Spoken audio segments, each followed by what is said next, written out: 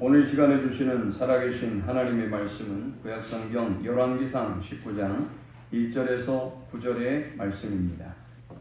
열왕기상 19장 1절에서 9절의 말씀을 우리 한 목소리로 합독하겠습니다. 아합이 엘리야가 행한 모든 일과 그가 어떻게 모든 선지자를 칼로 죽였는지를 이세벨에게 말하니 이세벨이 자신을 엘리야에게 보내어 이르되 내가 내일 이맘때에는 반드시 내 생명을 저 사람들 중 한 사람의 생명과 같게 하리라. 그렇게 하지 아니하면 신들이 내게 벌 위에 벌을 내림이 마땅하니라 한지라.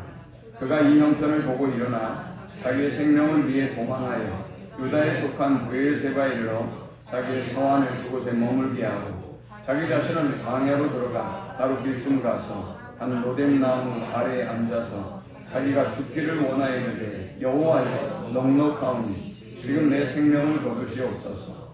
나는 내 조상들보다 낫지 못하니이다 하고 로뎀 나무 아래에 누워 자더니 천사가 그를 오르만지며 그에게 이르되 일어나서 먹으라 하는지라. 건중 머리맡에 숯불에 구운 떡과 한 병 물이 있더라.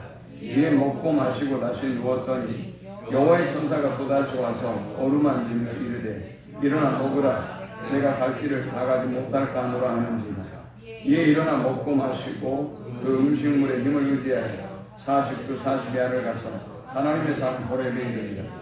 엘리야가 그곳 굴에 들어가 거기서 머물더니 여호와의 말씀이 그에게 임하여 이르시되 엘리야야 내가 어찌하여 여기 있느냐. 아멘. 두려움이라는 감정, 그것은 그 누구도 피할 수 없는 감정입니다.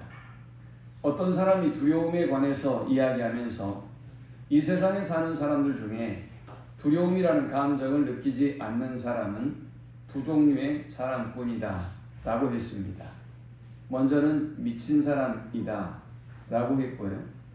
두 번째는 죽은 사람이라고 했습니다. 그러니 미친 사람과 죽은 사람 이외에 살아있는 모든 사람은 날마다 이 두려움의 감정을 느끼며 살아가고 있는 것이죠. 저는 두렵지 않습니다 라고 말할 수 있는 사람은 단 한 사람도 없을 것입니다. 이 두려움이라고 하는 감정은 여러분의 전 내면의 깊은 곳에 위치하고 있습니다.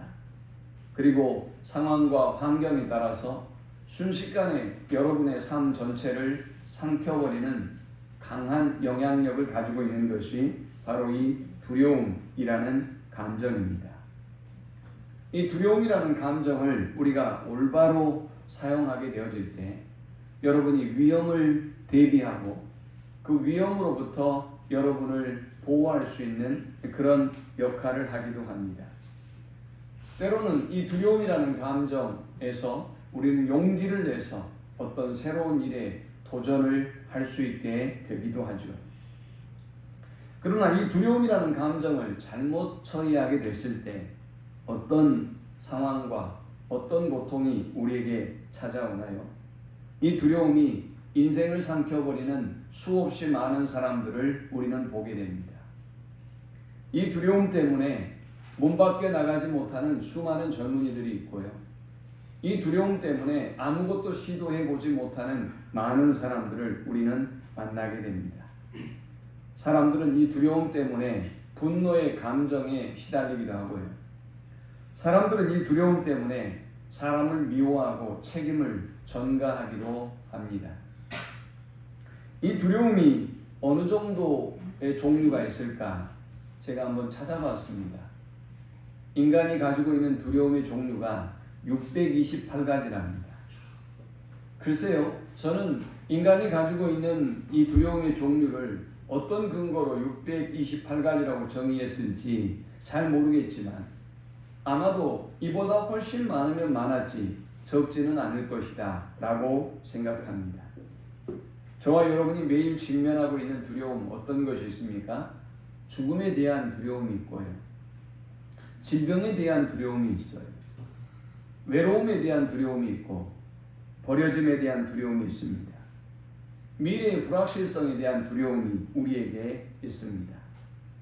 폐소공포증도 있고요. 또 홀로 되는 독거 공포증도 있습니다. 도로 횡단을 두려워하는 횡단공포증도 있고요. 또 요즘 만사공포증이라는 것도 있답니다. 모든 일이 다 두려운 것입니다. 여러분, 이렇게 연약한 존재가 바로 인간입니다. 모든 것이 다 두려워서 한 발짝도 내 마음대로 내 뜻대로 발을 떼거나 움직일 수 없는 존재, 그런 존재가 바로 인간입니다. 여러분이 굉장히 강한 것 같지만, 대단한 존재인 것 같지만, 여러분이 하나님을 거역하고 내 마음대로 내 뜻대로 살 수 있는 것 같지만, 그러나 우리는 두려움과 절망에 떨고 있는 수많은 이 시대의 젊은이들과 사람들을 보게 됩니다. 엊그제 제가 깜짝 놀랄 만한 소식을 들었습니다. 저와 함께 교회를 섬겼던 목사님이 은퇴를 하시고 근 1년 만에 완전히 이상한 모습으로 변해버렸답니다. 깜짝 놀랐습니다. 제가 들어보질 못했어요. 어떻게 됐는데요? 무슨 일이 있는데요? 라고 물었더니 이분이 극심한 우울증에 시달려서 폐인처럼 됐다는 거예요. 믿기지 않았습니다. 정말 열정적인 분이고요. 정말 덩치도 크세요. 그리고 열정적이고 성령이 충만하고 얼마나 영혼을 사랑하는지 몰라요. 목회도 얼마나 잘 이끌어 오시고 하셨는지 모릅니다. 그러나 퇴임을 하고 그리고 여러 가지 교회적인 상황과 혼란이 좀 있었습니다. 그리고 나서 이분이 극심한 우울증에 시달리고 두려움에 떨고 있다라는 것입니다. 여러분이 두려움이라고 하는 감정, 그것은 목회자뿐만이 아니라 교회의 중직자들뿐만이 아니라 그 누구도 스스로 이겨낼 수 없는 감정이라는 사실에 우리는 주목해야 합니다. 자, 그렇다면 이 두려움은 도대체 왜 생기는 것일까요? 먼저 두려움은 자신이 가치 있게 여기는 것, 자신이 소중하게 여기는 것을 빼앗길까 봐 생기는 감정입니다. 아합 왕의 아내인 이세벨이 엘리야를 내가 반드시 죽이겠다라고 선언을 했습니다. 그리고 3절에 이 형편을 보고 이 상황을 알게 된 엘리야는 두려움에 떱니다. 그가 이 형편을 보고 일어나 자기의 생명을 위해 도망하여 라고 하고 있습니다. 자신의 생명을 왕의 아내인 이세벨이 빼앗을까 봐 순식간에 구약시대의 가장 위대했던 선지자가 두려움에 사로잡히게 되었고, 그리고 엘리야라는 이름에 어울리지 않게 도망치는 안타까운 모습을 보여주고 있습니다. 14절도 말씀합니다. 그들이 내 생명을 찾아 빼앗으려 하나이다. 두려움의 근거는, 두려움의 이유는 오늘 내가 가지고 있는 것, 내가 지키고 있는 것, 내가 소유하고 있다고 생각하는 것, 그것을 빼앗길까 봐 오는 감정입니다. 여러분도 그러시죠? 여러분의 건강 하나님이 주셨는데, 그런데 여러분이 지키려고 해요. 그래서 늘 불안과 두려움을 가지고 살아가는 것이죠. 여러분에게 주신 물질 하나님이 주신 것이죠. 여러분이 가지고 온 것이 아무것도 없어요. 그런데 우리는 이것을 빼앗길까 봐 두려움에 떨고 있습니다. 송대관 집사님이 요즘 많은 비난과 공격을 받고 있는 김호중이라고 하는 후배 가수의 안타까운 사연을 들으면서 이런 글을 썼는데 제가 큰 감동을 받았습니다. 이전에는 송대관이 아내의 사기 건축 사건으로 인해서 180억의 빚을 지고 살아야 되나 말아야 되나, 그리고 죽으려고 몇 번 마음을 먹었던, 그리고 공공의 적이 되었던 모든 사람들이 날마다 비난하는 소리를 들어야만 했던 그런 고통과 아픔을 내가 경험했다면 이제는 김호중이라고 하는 가수군요. 저는 몇 번 죽을까 생각했습니다. 그러다 생각해보니 내가 검정 고무신 하나 신고 서울에 올라왔고 서울에서 이토록 큰 성공을 이루었는데 내가 잃어버릴 것이 무엇이 있단 말인가? 검정 고무신을 신고 시작했던 내가 다시 왜 시작할 수 없단 말인가? 라고 생각하고 새롭게 시작했다라는 거예요. 그리고 후배 김호중에게 이야기하는 거예요. 모든 것을 잃어버렸다고 생각했지만 사실 잃어버리는 것이 없었다. 검정고무로 신을 신고 서울로 올라왔던 그 마음의 자세로 내가 했듯 너도 그렇게 시작해라 라고 권면하고 있더라고요. 여러분, 우리는 빼앗길까봐 두렵습니다. 오늘 여러분의 두려움의 대부분은 그 빼앗길까봐 생기는 두려움입니다. 두 번째 두려움의 원인은 뭘까요? 두 번째 두려움의 원인은 사랑받지 못할까 하는 감정입니다. 누군가 나를 버리면 어떨까? 나를 외면하면 어떻게 될까? 나의 미래의 자식들이 나를 모른 척하면 어떻게 될까? 내 직장의 동료들이 나를 외면하면 어떻게 할까? 내 가족과 친지들이 나를 외면하고 나를 사랑하지 않는다면 어떻게 될까라는 감정이 우리를 불안과 두려움에 빠뜨리는 것입니다. 요한일서 4장 18절은 말씀합니다. 사랑 안에 두려움이 없고 온전한 사랑이 두려움을 내쫓나니 두려움에는 형벌이 있습니다. 두려워하는 자는 사랑 안에서 온전히 이루지 못하였느니라. 저와 여러분이 온전한 하나님의 사랑에 거하게 된다면, 온전한 하나님의 사랑 안에 거하고 그 사랑을 누리고 살아간다면 우리는 어떤 불안과 두려움도 느끼지 못한다는 것입니다. 그러나 하나님의 사랑을 확신하지 못하면, 그 하나님의 사랑에 대한 신뢰와 믿음이 없으면, 우리를 향한 하나님의 그 놀라운 계획과 인도하심에 대한 믿음이 없으면 우리는 불안과 두려움 속에 떨 수밖에 없는 것입니다. 이 두려움이라는 감정이 왜 무서운 것일까요? 이 두려움이라는 감정은 우선순위를 파괴시켜 버립니다. 그래서 두려움에 빠진 사람은 안절부절하지 못하죠. 무엇을 어떻게 해야 될지 모르는 거예요. 일에 머리가 생각이 나지 않습니다. 어떤 것이 중요한지 그런지도 잘 분별이 되지 않아요. 그래서 집에 불이 났는데 집에 불이 나면 어디에 신고해야 될지를 모르는 거예요. 집에 도둑이 들었는데 안 좋은 일이 생겼는데 어디에 전화를 했는지 떠오르지 않는 거예요. 두려움은 우리로 하여금 우선순위를 혼돈하게 만들고 우리의 삶을 혼란과 무질서 속에 빠뜨리는 힘을 가지고 있습니다. 여러분들이 만일 하나님보다 자식을 두려워하면 어떻게 될까요? 그러면 여러분은 거기에서 길을 잃게 됩니다. 우선순위를 잃어버리게 됩니다. 하나님은 보이지 않고 자식은 여러분이 매일 겪고 경험하고 함께 만나야 되기 때문에 자식이 두렵지 않을 수 없겠죠. 그러나 저와 여러분이 하나님보다 자식을 두려워하는 그 순간 여러분은 길을 잃게 됩니다. 우선순위를 잃어버리게 됩니다. 여러분 속에 평안은 사라지게 되는 것입니다.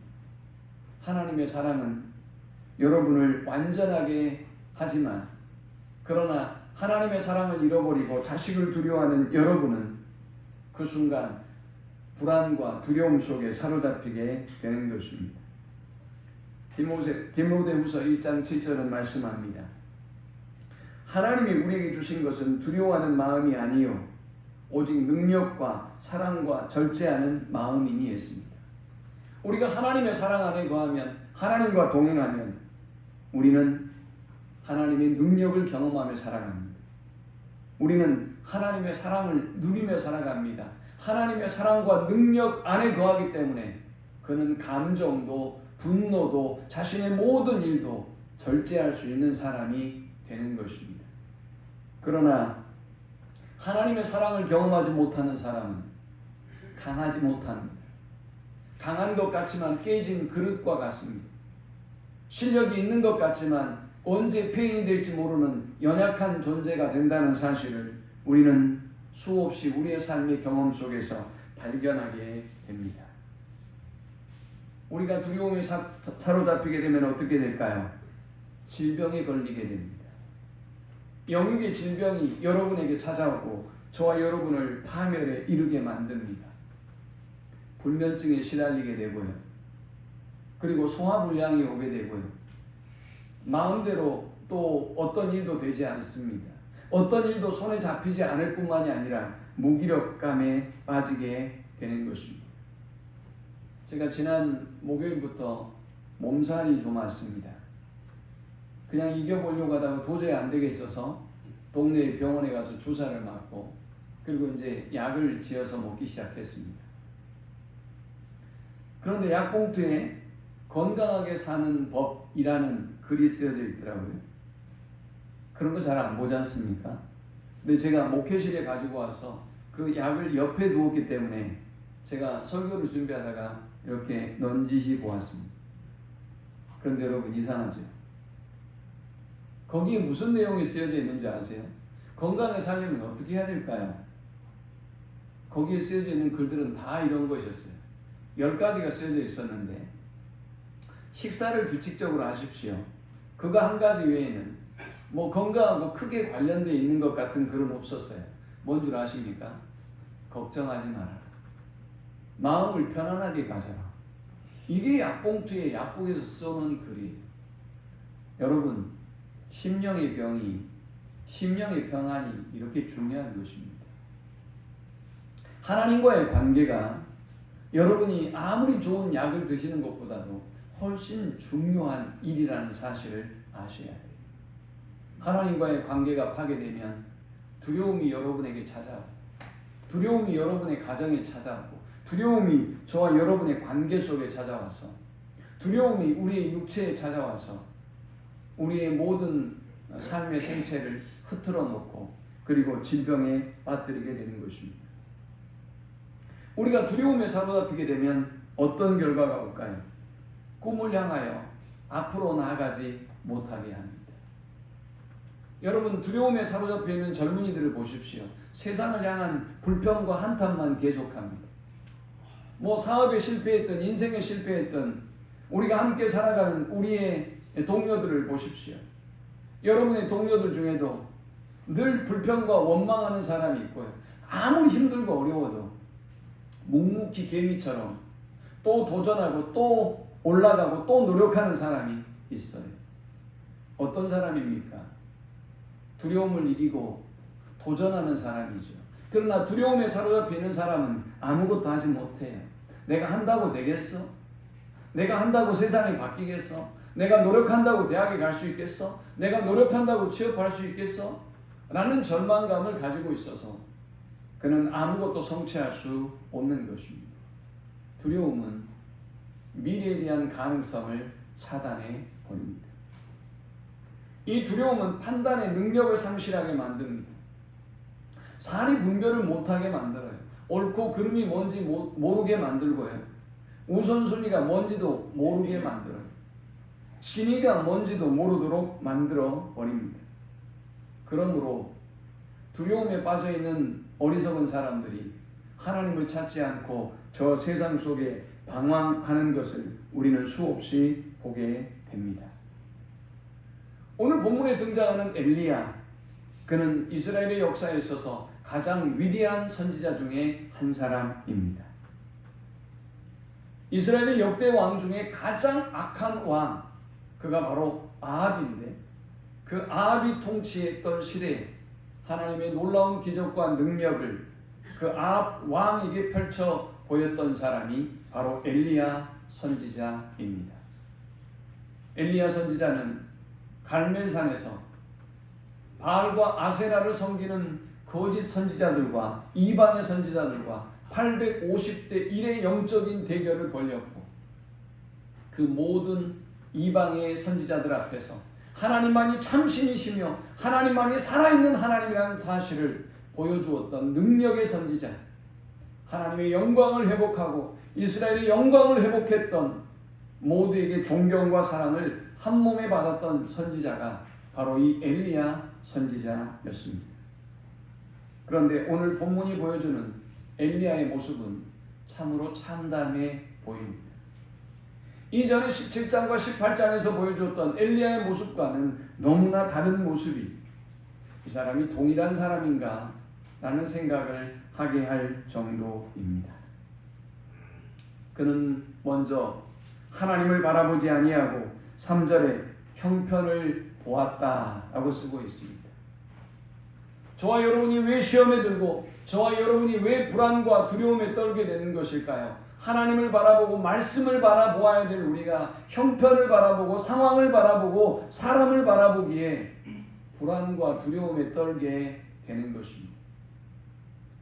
엘리야가 감히 아합 왕 앞에 설 수 있을까요? 여러분, 아합 왕이 어느 정도로 악랄했느냐?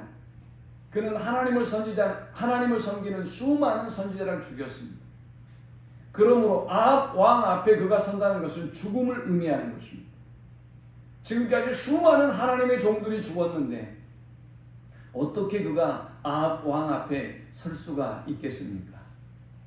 그런데 놀랍게도 엘리야는 18장 1절과 2절에 보면 그렇게 많은 선지자가 죽었음에도 불구하고 그렇게 서슬퍼런 아합 왕 앞에 그리고 왕비인 이세벨 앞에 당당하게 섭니다.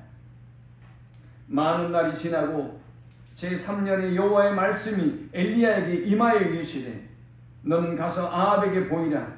내가 비를 지면에 내리리라. 엘리야가 아합에게 보이려고 가니 그때에 사마리아의 기근이 심하였더라.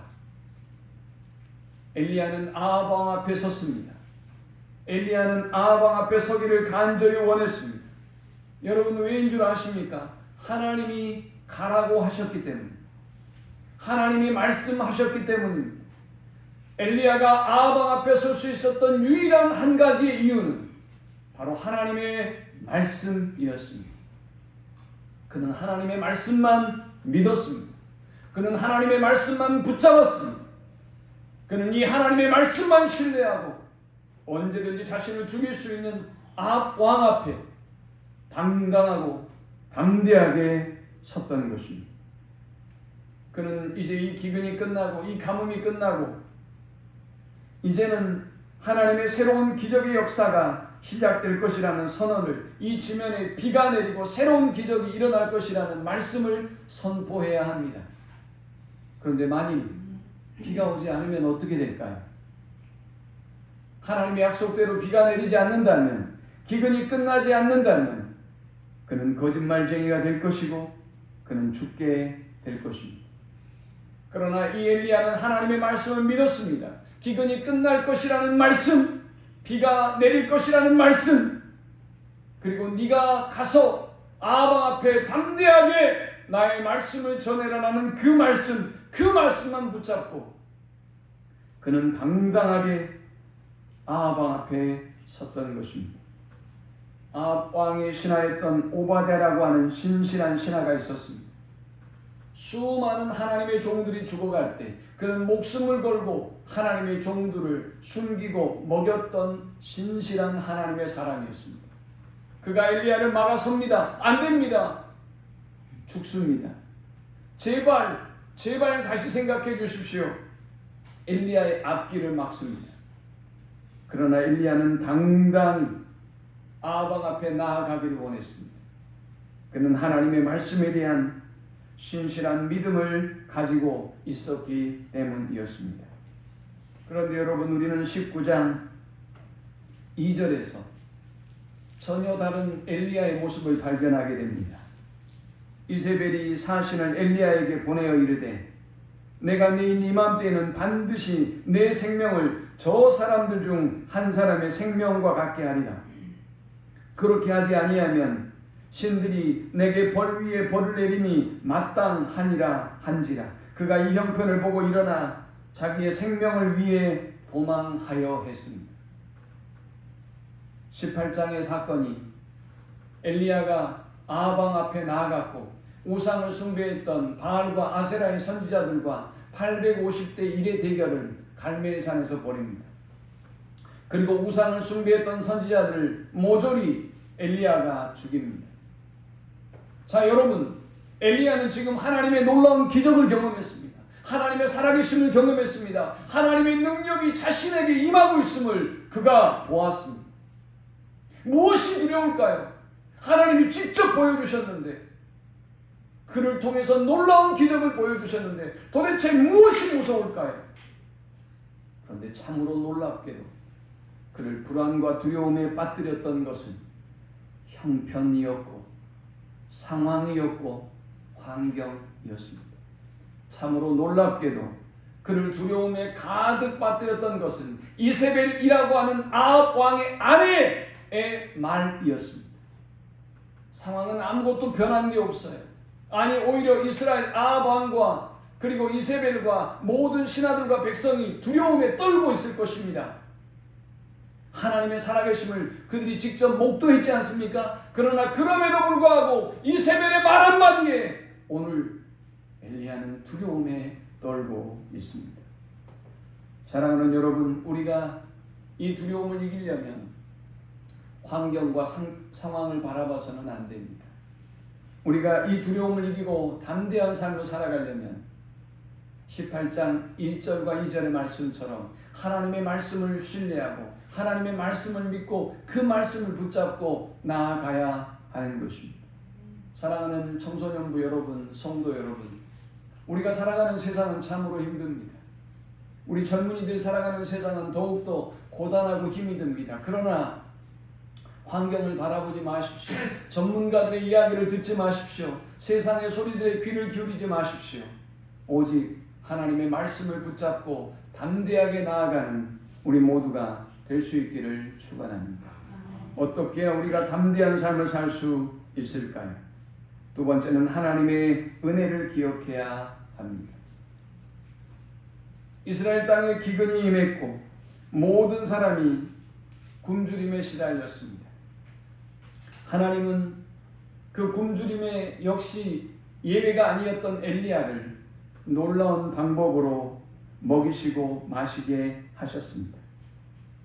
열왕기상 17장에 보면 하나님은 그리 시내가에서 엘리야에게 까마귀를 통하여 떡과 고기를 먹게 하셨고 그리고 물을 공급해 주셨습니다. 때가 되어 하나님은 시돈 땅 사르밧 과부에게 엘리야를 이동하게 하셨고 그곳에서 편안하게 먹을 것과 마실 것을 공급받게 하셨습니다. 하나님께서 때를 따라 모든 은혜로 때를 따라 모든 기적으로 엘리야에게 공급하시고 인도해 주시고 은혜를 베풀어 주셨던 것입니다. 자, 그렇다면 지금의 이 위기의 순간에는 어떨까요? 지금 이세벨이 너를 반드시 죽이겠다라고 선언한 이 상황에는 과연 어떨까요? 하나님이 그를 죽이실까요? 살리실까요? 지금까지 하나님이 도우시고 지금까지 은혜를 베풀어 주시고 지금까지 함께 하신 하나님께서 그리고 아합 왕에게 보냈던 하나님께서 그를 죽일 리가 있겠습니까? 그를 버릴 리가 있겠습니까? 그를 외면할 리가 있겠습니까? 그런데 어리석게도 엘리야는 이 하나님의 은혜를 잊어먹고 말았던 것입니다. 오늘 두려움에 떨고 계십니까? 오늘 여러분이 가진 불안과 염려가 있으십니까? 과거의 행적들을 돌아보십시오. 그 죽음 같은 절망의 순간에 하나님이 여러분과 함께 하셨습니다. 이번 문제만 하나님이 도와주시면 이라고 절규했던 그 고통의 순간에 하나님이 여러분에게 말씀하시고 여러분을 그 위경에서 건져주시고 인도해 주셨습니다. 그 하나님이 여전히 살아계시고 그 하나님이 여전히 우리를 사랑하시고 우리와 함께 한다는 사실을 여러분 기억하고 승리하는 우리 모두가 될 수 있기를 축원합니다. 과연 어떻게 해야 우리가 이렇게 힘든 세상 가운데서 담대한 삶을 살아갈 수 있을까요? 사명을 기억해야 합니다. 하나님은 엘리야에게 9절에서 이렇게 물었습니다. 엘리야가 그곳 굴에 들어가 거기서 머물더니 여호와의 말씀이 그에게 임하여 이르시되 엘리야야 내가 어찌하여 여기 있느냐. 하나님은 엘리야에게 물었습니다. 살기 위해 도망쳐서 지금 동굴에 숨어있는 엘리야에게 하나님이 묻습니다. 엘리야야 지금 내가 어찌하여 여기에 있느냐. 저는 이 말씀은 우리에게 두 가지의 의미가 있다고 생각합니다. 사명의 자리에 있어야 성도는 당당하고 담대할 수 있다라는 것입니다. 여러분, 학교를 가지 않은 학생은 담대할 수 없습니다. 불안할 수밖에 없습니다.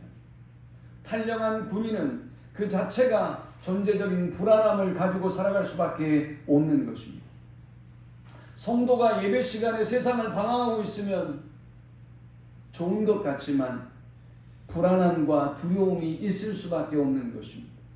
오늘 하나님이 저와 여러분에게 주신 그 직분과 사명을 버리면 우리는 불안과 두려움 속에 떨고 살 수밖에 없는 것입니다. 하나님은 이스라엘 백성을 엘리야에게 맡기셨습니다. 이 백성이 우상에서 돌이키고 하나님께로 돌아오는 일을 위하여 엘리야를 보내셨습니다. 그런데 순식간의 두려움이 엘리야를 삼켜버렸고 사명은커녕 자기 혼자 살겠다고 동굴로 도망치는 정말 어설픈 모습을 우리에게 보여주고 있습니다. 그런데 사랑하는 여러분, 오늘 이것이 엘리야만의 이야기일까요? 하나님이 저와 여러분에게 직분을 주시고 사명을 주시고 먼저 우리를 구원해 주시고 하나님의 자녀 삼아 주신 이유가 분명히 있을 터인데, 하나님이 저와 여러분에게 교회를 맡겨주시고 영혼을 맡겨주신 분명한 이유가 있을 것인데, 오늘 여러분들이 그 사명을 다하지 아니한다고 편안할 수 있을까요? 그 직분을 감당하지 않는다고 평안할 수 있을까요? 그래서 하나님은 엘리야에게 지금 말하고 있는 것입니다. 너가 있는 자리로 돌아가라 라고 말입니다. 이 말씀에 엘리야는 거듭 반복적으로 이렇게 말합니다. 10절에 그가 대답하되 내가 만군의 하나님 여호와께 열심히 유별하오니 이는 이스라엘 자손이 주의 언약을 버리고 주의 제단을 헐며 칼로 주의 선지자를 죽였음이오며 오직 나만 남았거늘 그들이 내 생명을 찾아 빼앗으려 하나이다. 그는 자신의 두려움에 관해서 자신이 동굴에 숨어있는 이유에 대해서 얘기합니다. 하나님, 제가 열심히 하나님을 섬겼던 사람입니다.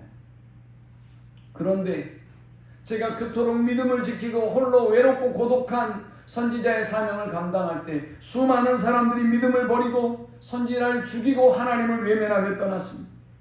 그리고 저만 이렇게 고독하고 외롭게 지금 기도하고 그리고 선지자의 길을, 이 사명의 길을 걸어가고 있습니다 라고 말합니다.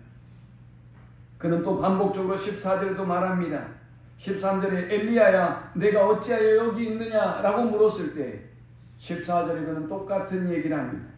그가 대답하되 내가 만군의 하나님 여호와께 열심히 유별하오니 이는 이스라엘 자손이 주의 언약을 버리고 주의 제단을 헐며 칼로 주의 선지자를 죽였음이오며 오직 나만 남았거늘 그들이 내 생명을 찾아 빼앗으려 하나이다.